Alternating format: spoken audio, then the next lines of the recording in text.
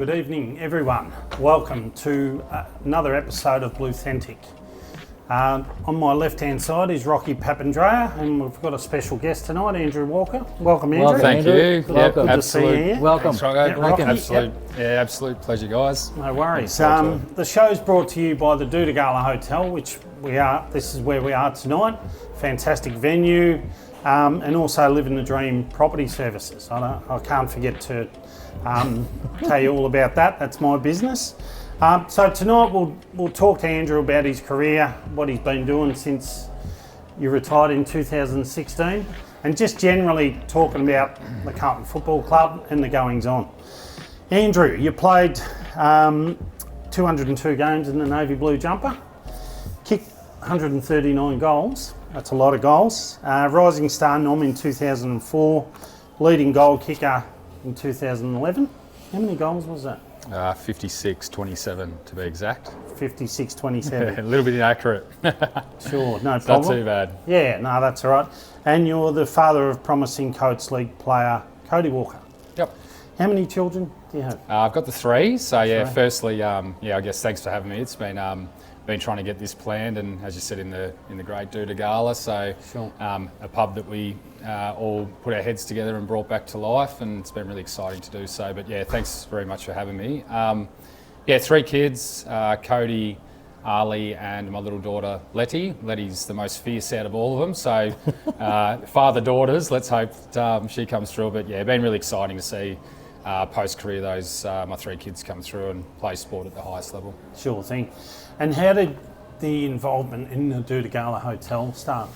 Like all good ideas, comes over a few beers. The owner, Craig Shearer of Kick On, a great Carlton man, been a big supporter of the club for a long time. I was with him over Christmas, to cut it really short, about 2 years ago, and we're out fishing and just having a couple of beers, and I've got a place, our Melbourne base is in Flemington, and connected the dots, and I guess fast forward a month, I'm a shareholder in the Doutta Galla, so always wanted to get involved with hospitality. Got a very keen interest in all levels of business, and Shearer's a great mate of mine and been very successful in the hospitality and pub game, and if I was ever going to do it, it was going to be with someone like Shearsy, and I guess that flow-on effect of being a Carlton person and the contacts that you make. Craig Shearer, is a testament to that. So, sure. Been really exciting and been open for about 4 months now. So excellent, love it. So when you retired from Carlton in 2016, what was your movements after that? For me, retired pretty sore, and had 13 years, 1 year out as in play development, and as the inaugural Indigenous liaison officer for the club, and was involved with some of the Aboriginal programming that was going on at AFL level. And for me, I'd filled my bucket right up playing football for the Carlton Footy Club, and my brain was still highly active, body wasn't. So I needed to get away from the club and sort of use my brain to another level that I had used at the Carlton Footy Club. And I stepped away in 2017, moved home with Kylie and the kids the back end of that year. Yep. Started up a small business, took the kids back home so they could experience the life that we had as country people. Both Kylie and I are both from Echuca, so the kids loved going back there throughout my playing career and catching up with their grandparents and their cousins and their aunties and uncles. So it was a fairly calculated move, but yeah, it was get back to the country, get the feet back on the ground, and get back to the roots, and sort of let life sort of go from there. So excellent. Yeah, it's enjoyable. Tell us about your junior career at Echuca. What age did you start playing footy? When did the passion to maybe make it one day start? What age were you? I was filling in, my brother was playing under 12s for Echuca. He was maybe bottom age, 10, 11, and I'd always have the football boots with me just in case someone didn't turn up. So sort of 8, 9, 10 years of age, I got right into it. From there, it was sort of all levels of sports. So I represented Victoria in the schoolboys comp in under 12s, missed under 15s, played under 16s, but football from that point sort of was what I wanted to do. Yeah, sure. Played a lot of high level basketball, was right into my athletics with sort of 400, 800, 15 and high jump. So sort of was already doing things from 1998 through to getting drafted in 2004. I was already doing fairly high levels of sport. So just love the whole thought of high level professional sport. Yeah, okay. Just on when you got drafted, now you went number 2 that year, I think it was. Yeah, number 2. Was there ever any uncertainty around Carlton taking you a number 2 because of the whole salary cap breach? Yeah, it was funny. I was just sitting downstairs with a few very keen Carlton supporters who actually want to say good day to you guys after it. One. And Nice.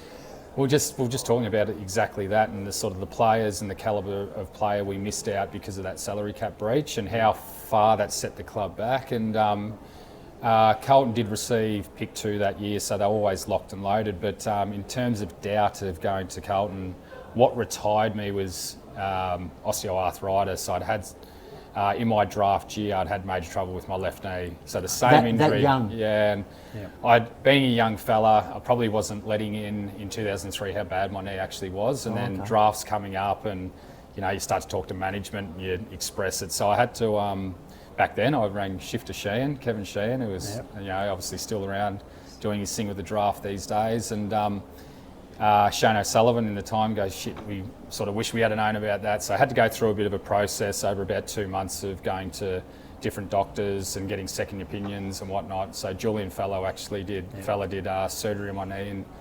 2003, and Carlton still took me at number 2. So they showed great faith. So they still backed you? Yeah, still backed me. And I do remember that. Yeah, yeah. absolutely. So it was a bit of a pokey situation. So it could have been a lot different. I might have slid down because I had a small knee injury, but the report from Julian was it's going to be a 10 to 14, 15-year career with what he's dealing with. And that was pretty much 13 years he was smack bang on the money. So a bit of magic potion there. Going back to Echuca, do you remember some of your junior coaches and some good advice you might have got over that time? Yeah, absolutely. And moving back there, I went back and coached Echuca in the GV for 7 years. And three-peat? Yeah, I did the three-peat. And we did it to get sort of mould back into community, and what better way to do it with football clubs.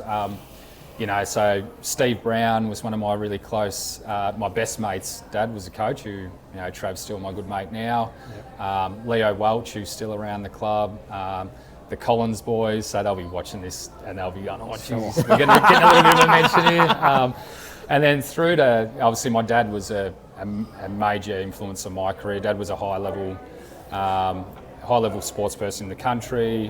Dad was a great coach, both cricket and basketball, and I was fairly lucky to have someone like Dad sort of through my whole career sort of set an extremely high standard. So, and then going back to the club, as I said, 7 years there, I actually co-coached with Simon Maddox, who him and I played in the losing grand final in 2003 for Echuca. So it's a nice little bit of nostalgia, I guess, to get back to the club and get back involved with all the people that sort of helped me along the journey. Yeah. So you played in 2003 in the senior grand final. How old were you?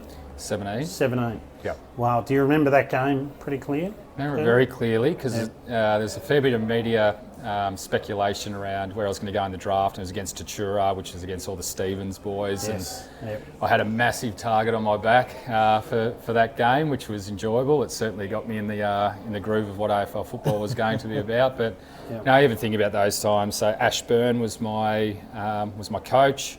Fast forward to retirement and coming back as a coach, Ash was my president. So, a really nice time at the Echuca Footy Club, and a lot to be thankful for with that part of the journey. Yeah, totally.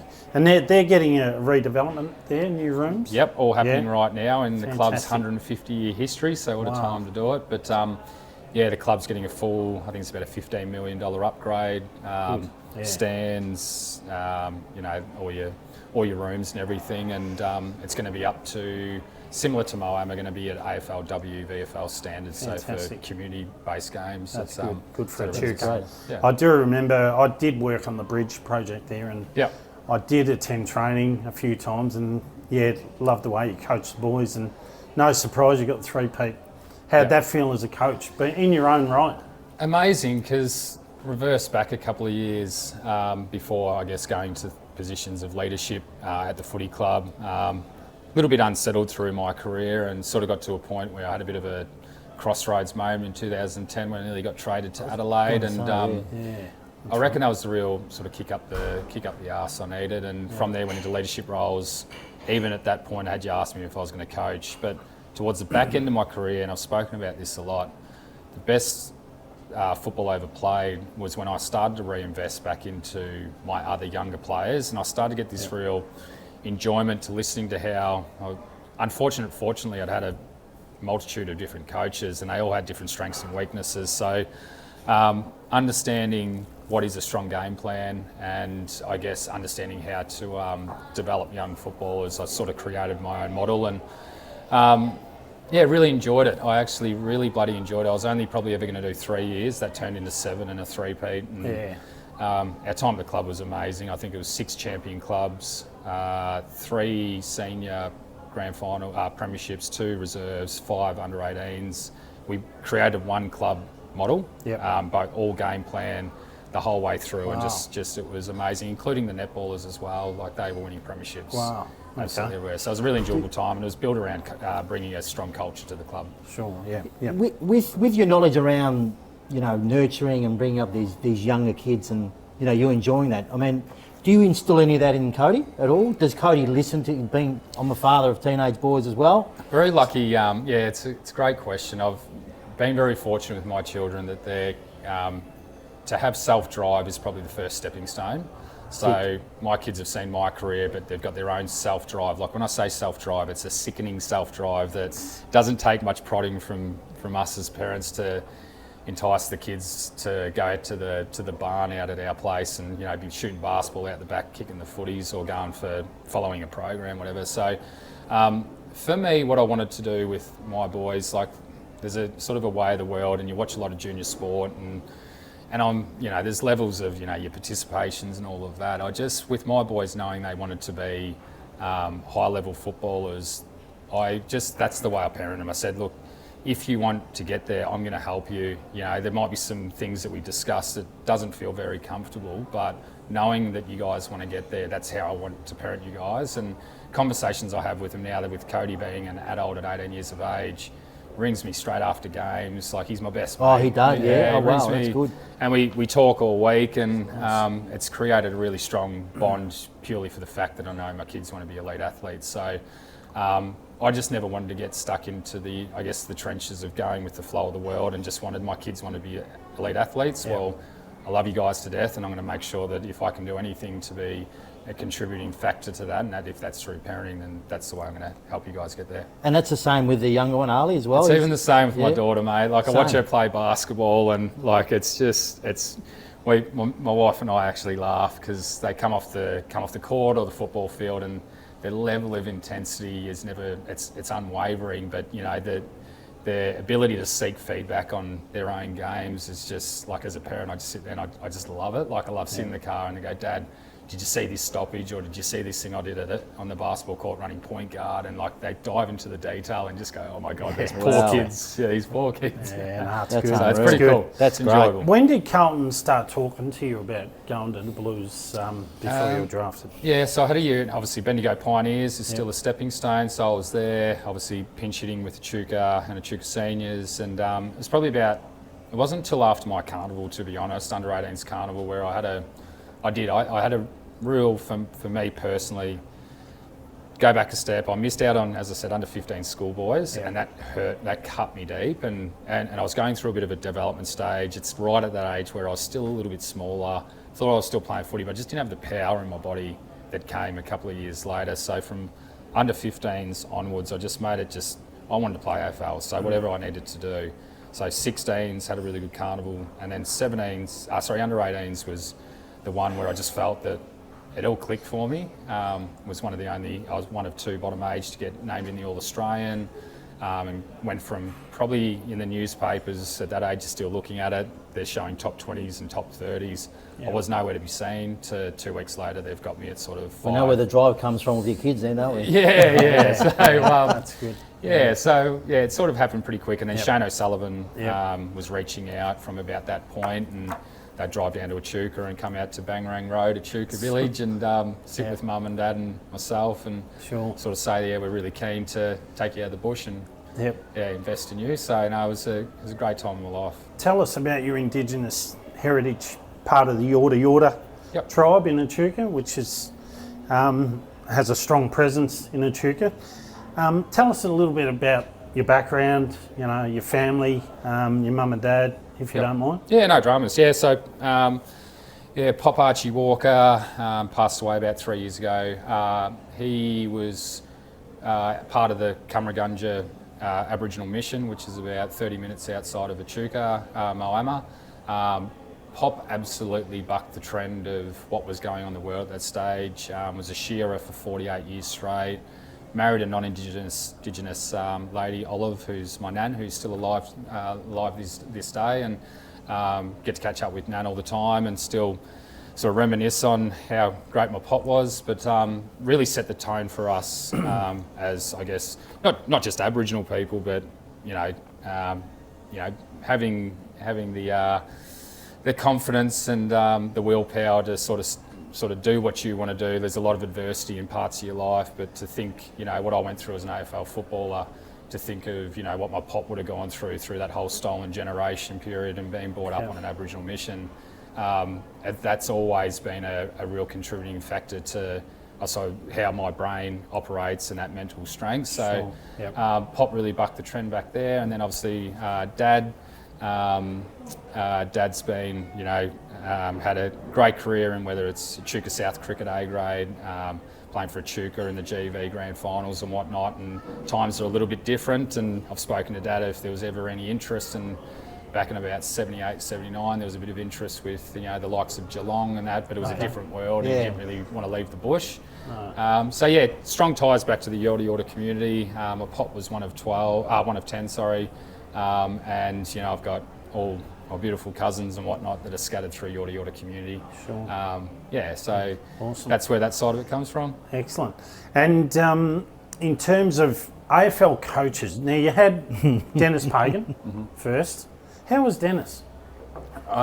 Dennis was good. I love Dennis Pagan. So I had a lot of Dennis and I had a really good relationship. Purely, I was the first, low draft pick to come through for a few years. And what I will say is that I think it was out of a possible 88 games that Dennis coached me for, I wasn't playing some of the best footy. I know I wasn't, and it was like a bit of one of those. He put me in this role, and then I ended up tagging for 2 years. And if I look at all my stats from back in the day, you can see this real flow of when it started to sort of happen. But that didn't really settle you in a position. No, it was a bit frustrating. I got drafted as, Bendigo Pioneers, I was playing either inside mid or half-back flank or half-forward flank, and running. And then I found, and I had a few injuries and whatnot, but for the first 4 or 5 years, I was never really able to settle into positions. Probably my only sort of thing that when I'm talking to Cody about just being really strong in your opinion of, what's your one wood and what's your secondary positions, and really trying to settle into something. And it also, and Cody's going to come up with this, and so Ali, being able to flick, if something's struggling, and it's very easy to flick somebody who's got an attribute that can play half forward, midfield, wing, full back. I've played on, the likes of key forwards all the way through to sort of your small running midfielders to, doing defensive roles and whatnot. Having that flexibility is a good thing, but also understanding that, you've got a one wood and really back yourself in there. So I never got to play midfield at Carlton, which I look back and I just wish I had. I played 7 years. You pinched hit though. Not really. There's a little bit on the wing, but it was never really that inside grunt work, and I would have loved that. But Dennis gave me I think it was a possible 78 out of 88 games to really sort of give me an opportunity to put my feet on the ground, and rightly so as a coach, sort of put me around in certain positions to see where was best suited. But I just wish I could have settled into a position. Was he funny? Dennis was very funny. He had a lot of paganisms, as everyone's aware of. He was great. And like all coaches, the game just goes past, and there's all these sort of additions to what's going on in the world, in the football world at that time. And Dennis's time was done. So, unfortunately. It probably came to Carlton at the wrong time. Hello, Kev. How are you, Kev? Good to see you. That's Andrew anyway, Kev. Good stuff. Thanks, mate. So going through some of your coaches, you played under Malthouse, Ratton. Tactically, who was better than the other. And that's what I was saying. Like, so I went into coaching post football, and I really did start to dive into the detail in terms of what coaches were doing. And if I think about my Echuca game plan, which will probably help give you an answer, what Bolts brought, and I'll go back a step. What Rats brought. So Rats and I had an interesting relationship. He was part of the initially one of me being traded in 2010 to me being overseas in that that trade period. My phone rang. I was on a golf course with the wife at the time, and it was Dennis Payne. He goes, "Mate, I'm taking off the draft table. The last game of that year, I'd played against Sydney and kicked 3 goals, and I'd been playing half back all year." He goes, I'm going to back myself in here. I'm going to play you forward." Yep. And he worked with me in that next pre-season and turned me into a 56 goal a game goal kicker. And what I liked about Rats, there's a saying that I'll always hold on to in offense. You know the game plan, but we need a team full of personality. Play with personality as much as you possibly can. Right. You've got a blueprint in your head of what our game structure is, but we need you. You got drafted for a reason. Go out there and play with personality. There's the ground. Go. We want you to see you play with the personality and let our supporters see that. It's one thing that Rats allowed me to do as a forward. Yeah. You talk about that mark. If you actually look at that little bit after him, Rats is holding his mouth on the bench. That's not exactly him being in shock. 2 minutes before that, I'd run onto the bench and he was in. He goes, "Walks, you need to stop flying for your marks." Like, because I hadn't actually taken one all game, and I'd go, "Yeah, no worries, Rats," and I ran back on and took that mark. Wow. And it's him nearly going, "I can't believe he didn't listen to me," but he's taken a fairly good mark there. But it's definitely the mark of the year too, just quietly. So Rats allowed us to play with personality, and he was starting to get ahead of the game. And unfortunately, with Rats, he fell on the sword of us being quite injured. I think in our last game that year, we only had 28 to pick from. Structurally, in terms of game system and whatnot, what Brendan Bolton brought from Hawthorn was the right thing. And I had a really good relationship, and still do, with Bolts, but the ability to get it across just wasn't quite getting it. What Bolts was trying to do was the right thing. The game plan that had come from Hawthorn is pretty much the game plan that I injected into the Echuca Football Club, and took a Echuca footy club from scores against in 2017-95 in our grand final three-peat. We were averaging 48 points against. So defensive press, but then your offense was built off defensive action, then play with personality, and that's what we did. So both coaches had some great. To that, what is it about Carlton then, where they don't give their coaches the opportunity to see something out? Now, if the players believe in the game plan, what is it that the Carlton Football Club, and I mean, I've supported them all my life, and I've seen it, they're quick, they're reactive, they're not proactive. Answer to your question, I'll comment on, I guess, my time there. The Moldhouse move was very premature because he was available, and when you got our high performance surrounded around Rats at the time was the best shape the club's ever been in. I'm telling you right now. Justin Cordy, head of high performance. Stuart Rexy Livingston, what a great man, as head of strength and conditioning. Johan Billsborough, head of sports science. And then the coaching staff, we had it, and we were big, powerful, strong. We had the right mix. And then we went back so many steps to Mick's admission, the club chased him so hard that he had to really get back into the game, and he was outdating his coaching. He just thought it was going to happen. What happened at Collingwood was going to happen at Carlton. Mick's a great man from a personality point of view. I've got along really well with Mick. No dramas there, but it was the wrong move to get rid of Rats at that time, and it was a very emotional sort of move for the club to do. When we were heading that way, we just got smashed with injuries. And I think everyone at Carlton loves Rats, Brett Ratton. I used to go and watch him at training. He'd get 300-400 touches before training would start, and he was Carlton through and through. And I was shattered when he left. He got moved on. So you played a bit of finals footy. You would have loved that. Loved it, and it came in obviously that period, and obviously that final over against West Coast. That should have been a free kick. Rocky's got one for you. That should have been a free kick. It was 100% a free kick, and Razor admitted that it should have been. So Yeah, Doesn't frustrating. help us now, but anyway. Yeah, it doesn't. But we would have played Geelong the next week, who, hindsight's a wonderful thing. But throughout that year, we had defeated them quite strongly, both games. It was like 40, 60 points both times. And knowing that that's who we would have come up against to get into a grand final is really frustrating to look back on. And that's when everything was right at the club. That's the exact period I'm talking about. All levels of what was going on from a playing point of view, playing group point of view, the coaching, the off-field, upstairs, everything felt right. Yep. So for us to make such an emotional decision to get someone like a Mick Moldhouse in, it really went against the flow of what was going on. I sort of think of the Luke Beveridges of the world at the Bulldogs, and I go, he's had a couple of down years since that grand final, but they trust in the coach, trust in the process, and at some stage it's going to turn again. So I just wish we had stuck to the method that was in place, and I reckon we would have been successful. But that's my point about Carlton. They're too reactive and they bow to media pressure.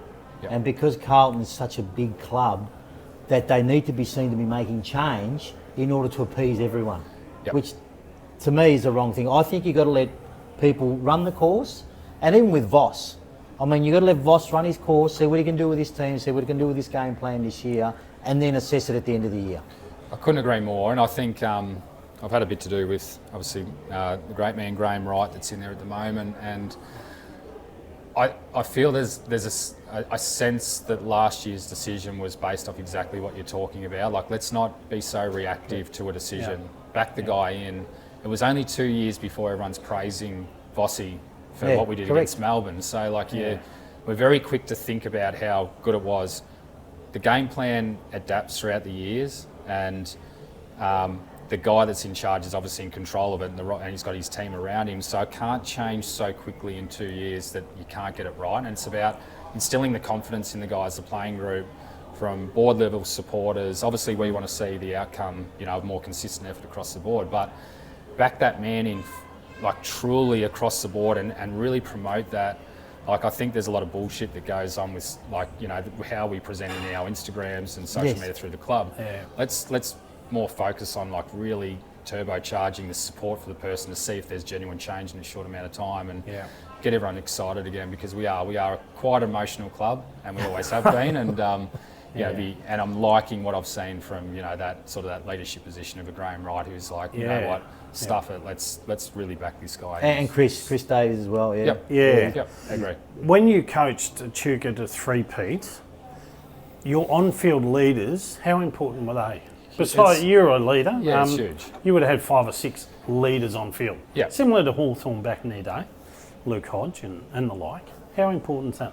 It's massive. If you're coming in with a game plan, you're coming in with a theme, teams can really overdo it and put 7, 8 different words up on the board, and they just become meaningless words. And for me, I just wanted to really define. I wanted to be called the Brutal Bombers. I like the brutal style of footy. I love that dog in your style of football. You can be quiet off the field and do whatever, and you step over.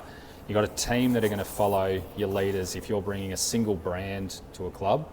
For me, it was about, I want to be the Brutal Bombers. I'm going to give you a game plan that teaches you how to defend a full ground of football as a team, as an 18-man press, and teach you a style of offence. But we are going to be the hardest GV side when they know they're coming to Echuca. It's our fortress. Yep. I wanted to bring back that Echuca home ground, Vic ground thing, and then when we travel, we actually turbocharge that side of it. It's like the hostile environment of going to a Euroa and all of those sorts of things.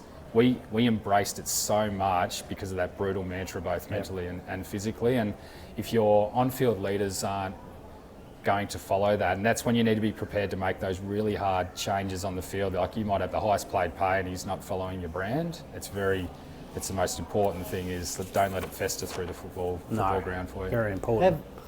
You go. Have you ever thought about, or has anyone approached you about coming back into the AFL, into coaching, seeing your success in Echuca? From that point of view, I've had a couple of reach outs to head up things like your next generation academies. I've had a couple of reach outs to see if there was me seeking any interest to get back into the AFL world. And to me, it's probably a no, just purely for the fact of what I said about, you know, leaving and going away and wanting to use my brain in the business world, and I've got myself really entrenched in business. So, but one thing I do love is, you know, when that in football environment's there, and you know you've got an interest or you've got an involvement, something just completely turns up here, and you get that sort of that buzz back. That urge, yeah. Yeah, and I do look at it. I do. My wife says it to me all the time. She goes, you can see the passion's still there. I can hear it. Yeah, it's a passion piece. Footy's always been so passionate for me, and I feel like I know the game really well. And I have had opportunities. They've just been ill-timed. Yeah. Okay. The best player that you played with, who would that be? Played with some absolute superstars, and it's pretty quick. Like for me, I thought I was training hard and I thought I was doing everything right until Chris Judd got to the football club, and I just latched onto him, and I'm still really close with him now. From even just listening to him in business and everything, he's bloody inspiring, and it was more so like he was just a leader from the front. Like he was a player's captain, and he just brought a whole new level of intensity to our football club at the exact right time. Outright superstar bloke, and just to do stuff on the football field, you go, how did Juddy do that? Did we win that trade? Hey? Did we win that trade? That trade? Another tough one. Josh Kennedy's one of my great mates. So loved him. Yeah, and what's Carlton need right now? Josh Kennedy. So you know, you look at that and you go, who really knows? And like as I said, we nearly got the ultimate success in 2011, and we're tracking the right way. He set a foundation. He set a foundation up. He sure did. So you could see that. Yeah, without Chris, we wouldn't have got to where we did. No. Yeah. The best team player that you played with? Oh, he's another really good mate of mine. Eddie Curnow would just get given the most shocking roles. And another one that springs to mind is Andy Carazzo. Andy was in my wedding party, and he was just he's the most loyal person of all time. But just like, talk about the dog in you. Like, I've heard that saying a few times, and you think about what's missing in some football clubs. It's like having a team full of dogs. Like, Andy Carazzo was the best to play with. Like, he was brutal. He was. He was so competitive.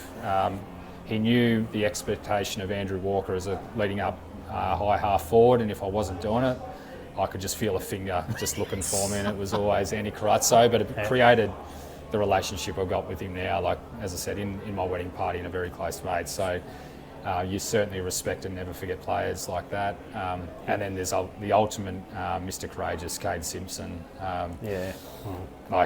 78. He'll hurt me for saying that he's 78 kilos. He might have been about 83, but the most courageous led from example footballer on the field. Like, I was on the ground, and it would be an Essendon Carlton game. There's 90,000 people, and Cade Simpson would do something, and my arms would just go into full goosebumps, and you run into it just going, Jesus Christ. Jeez, I remember that hit against, was it Collingwood? Collingwood. Yeah. Sharon Wellingham. Ooh, it's right near that. So, so a couple of beauties there. Courageous. Yep. So outside of footy now, so you've got shares in the pub, or co-owner of the pub. Yep. And tell us about Trevor, please. Yeah, I thought we better one of give my favourite drinks. Give them a plug. Yeah, so Travis Fimmel, main actor out of the Vikings. He was a model back in the day, and he's a big actor these days. He's originally from, I want to say Echuca, but it's actually Lockington. Him and I are great mates from obviously having that hometown connection, and about 4 years ago he was back home, and we just go fishing and stuff together, and he goes, mate, slung me a Traveller, and I read and I go, it's obviously your beer, name's Travis, so I'm guessing you're being clever calling it Traveller, and he goes, this is my new beer, and we just got chatting and jumped in with it. So fast forward 4 years, it's been great. So in about 100 plus venues serving on tap, both mid and heavy. Dan Murphy's, Woolworths, Coles, all the independents like your Thirsty Camels, Celebrations of the world. So it's been a really fun journey. Awesome. Do a lot of great things. It's an Australian, to give it a bit of a plug, it's the only Australian lager that's truly Australian. Like Great Northern, 4Xs of the world are actually owned overseas. And, we're just hell-bent on being a couple of country boys. Let's support local businesses, board people. Come on. That's an Australian brand. So, Traveller. Get on the Traveller. Get on the Travellers. It's pretty cool. Good little story. Excellent. I think Rocky's got Can we touch on Cody, if you don't mind? Yep, sure. Because that's the talk amongst the Carlton supporters. It's about your son. First of all, how's he travelling? Mental health wise, how's he coping with everything? The hype. Yeah, he's going great. Super proud of him always through his whole journey, but ever more so probably the last year and a half. It's a dog eat dog world, the AFL world, and for a kid at the age of 17, 18 to cop, I guess, the level of scrutiny, across all levels of football and media, good and bad. The way he's handled it's been outstanding, and I think even what's going on at the football club right now, we're very fortunate that through his NGA and father-son, he turned 18 and finished school last year, so he's got a gap year. Cody's been in the men's program now full-time for 5 months, so he's pretty much got his first year out of the way before his first year. Let's hope there's no father-son changes with the AFL again. But he's just got through pretty much unscathed. Did a full men's program.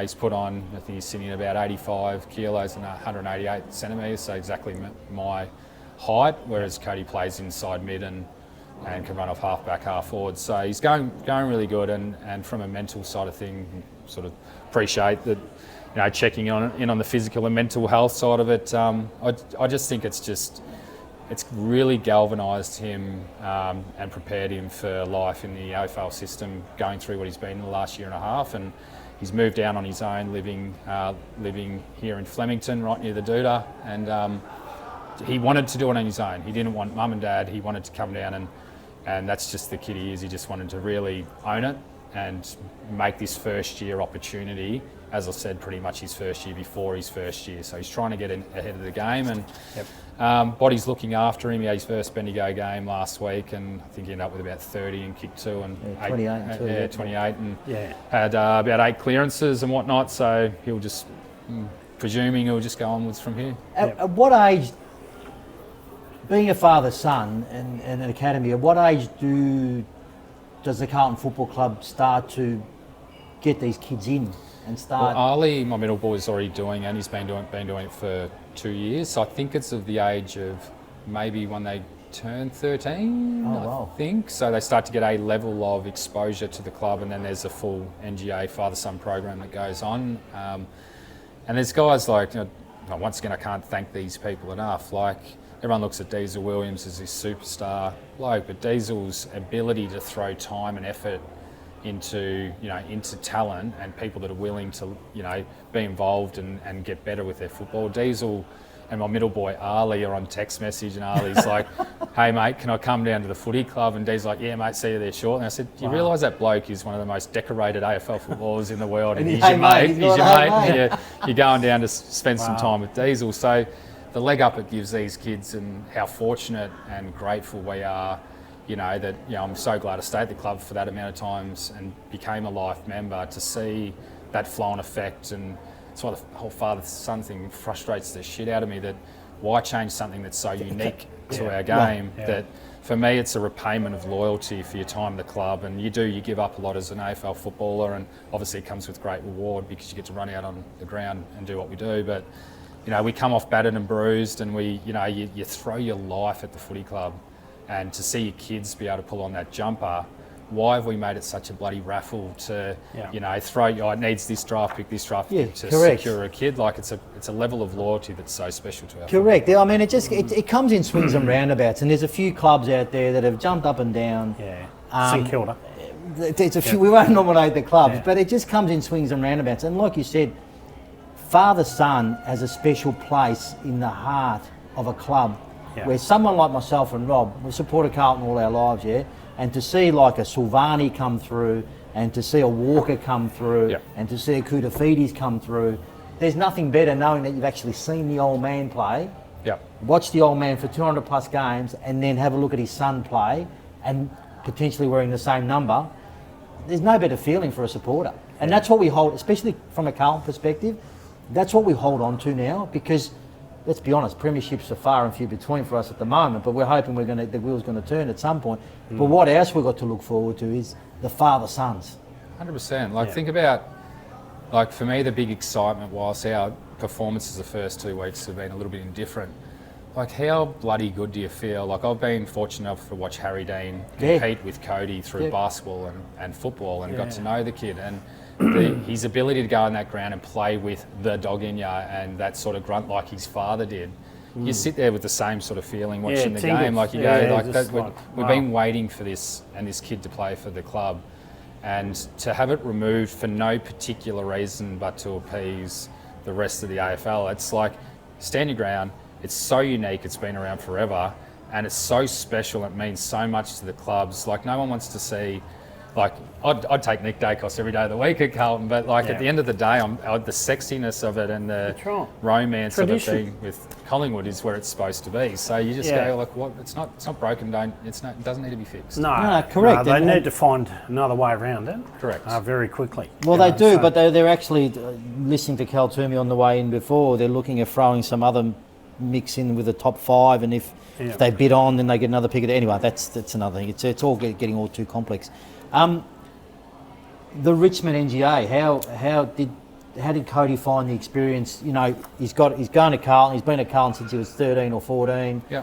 He's going to Richmond, I assume 15.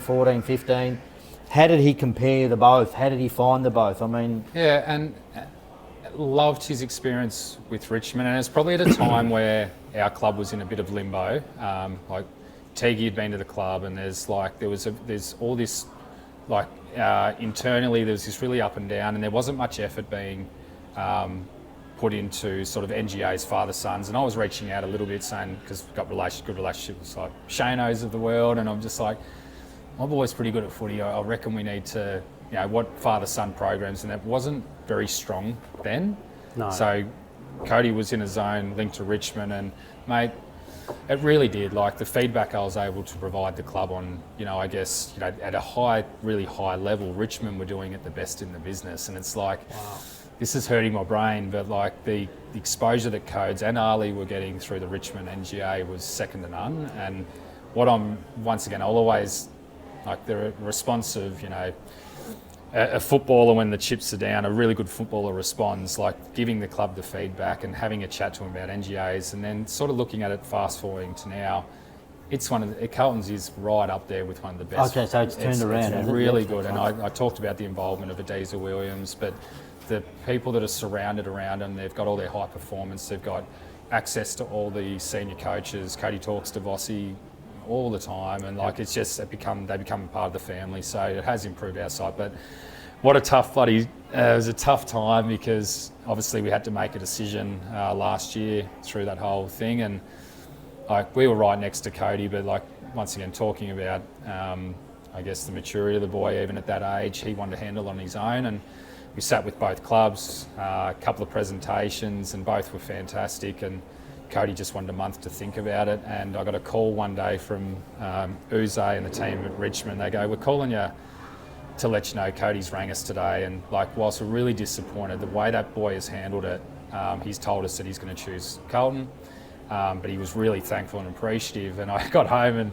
sitting at dinner, I said to Codes, I said, you got anything to tell me, man? And he goes, I said, he goes, school was pretty good. Anything to do with football? And he goes, oh yeah, I told Richmond today, I gave them a call and I said, mate, awesome. like I'm so glad he just went out and did it off his own bat.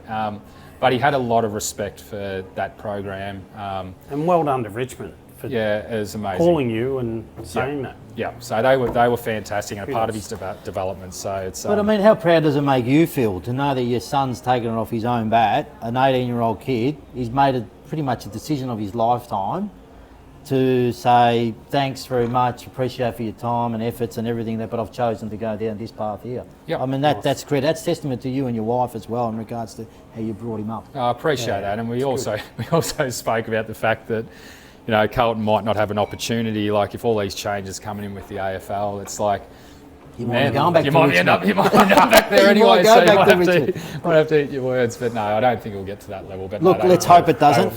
Let's hope it doesn't, because I tell you what, they'll burn down Princes Park if it does. They really will. So I'll have one more question. Yeah, that's fine. Take your time.